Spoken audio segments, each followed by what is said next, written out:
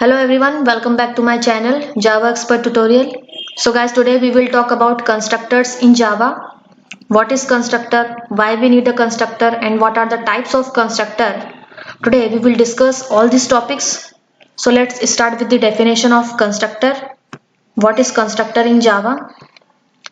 Constructor is a block of code that initializes the newly created object, and constructors are almost similar to methods except few things. Its name is same as class name and it has no return type, and constructor invoke only once when object is created. Why we need a constructor? Constructors are used to assign values to the class variables at the time of object creation. Next, rules for writing constructor. Constructor of a class must has same name as the class name. A constructor in Java cannot be abstract, final, static, and synchronized. Access modifiers can be used in constructor declaration to control its access. Okay, so guys, this is the example of constructor. Here I create a class student. Inside the class I define a default constructor student. There is no argument, that means this is default constructor. Okay, next, types of constructor. There are two types of constructor in Java: default constructor, parameterized constructor. So let's start with the default constructor. Default constructor are no argument constructor. A constructor that has no parameter is known as default constructor. If we don't define a constructor in a class, then compiler creates default constructor for the class. And if we write a constructor with arguments or no arguments, then the compiler does not create a default constructor. Let's understand with the practical example.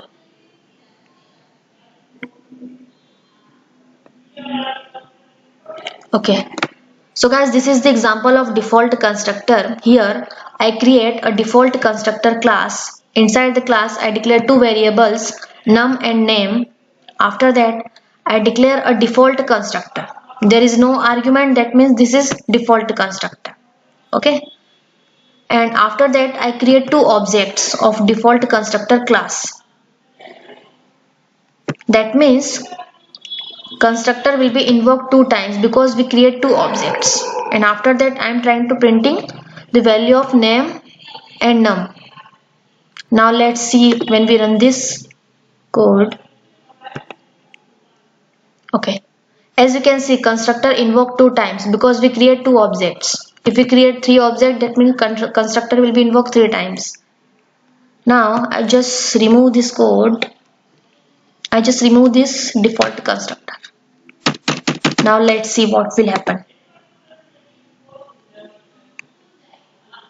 Okay, now we also get the same value, null 0, null 0. That means if we don't define a default constructor, compiler automatically added a default constructor. Okay, so this is the example of default constructor. Now next is parameterized constructor. A constructor that has parameters is known as parameterized constructor. If you want to initialize fields of the class with your own values, then use a parameterized constructor. Let's understand with the practical example. So guys, this is the example of parameterized constructor. Here I create a class parameterized constructor. Inside the class I declare two variables, name and id. After that I declare a parameterized constructor. As you can see, we are passing the parameters over here. So this is parameterized constructor. Okay, after that I create two objects and passing the value Kiran1, Komal1. Okay, and after that I am trying to print the value of name and id. When we run this code, let's see what will happen. As you can see, we get the values name equals to Kiran, id equals to 1, and name equals to Komal, id equals to 1, and constructor invoked two times because we create two objects. Okay, so this is parameterized constructor. Thank you guys for watching this video. See you in the next video. Bye bye, take care.